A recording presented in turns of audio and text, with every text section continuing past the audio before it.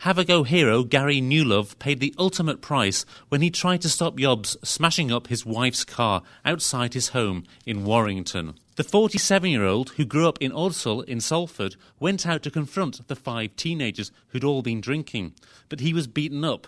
His 12-year-old daughter saw it happen. He died from a brain hemorrhage. After a 5-week trial and nearly 10 days of consideration, the jury here at Chester Crown Court found 3 of the 5 teenagers accused of murder guilty. Adam Swellings, who's 19 and from Crewe, Stephen Sawton, who's 17 and from Warrington, and Jordan Cunliffe, who's 16 and formerly from Warrington, were all found guilty of murder. The other 2 defendants were cleared of all charges.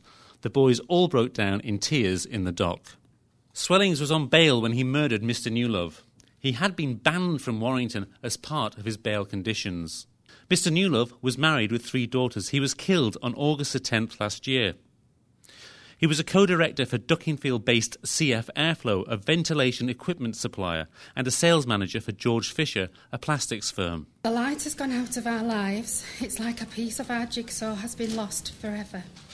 The tiniest of things that we used to do as a family feels like it takes us forever to achieve them. We all sit at home, the girls and I, and wait for Gary to walk through the door. CCTV taken from a neighbour's house was shown to the jury. It did not show the attack, but the defendants were identified on it near Mr. Newlove's house in the Fernhead area of Warrington, which had been plagued by antisocial behaviour. As far as I'm concerned, life should mean life. After all, the tariff for murder is mandatory.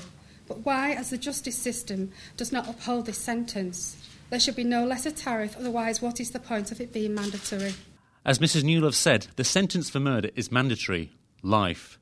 The judge, Andrew Smith, will give his recommendation for a minimum term spent in jail at a later date. This case raises a lot of questions about how the police deal with antisocial behaviour, but perhaps one lasting legacy is that we'll all now remember what happened to Mr. Newlove, and that will make us more reluctant to tackle Yobbs ourselves in the future. Richard Butt, Channel M News.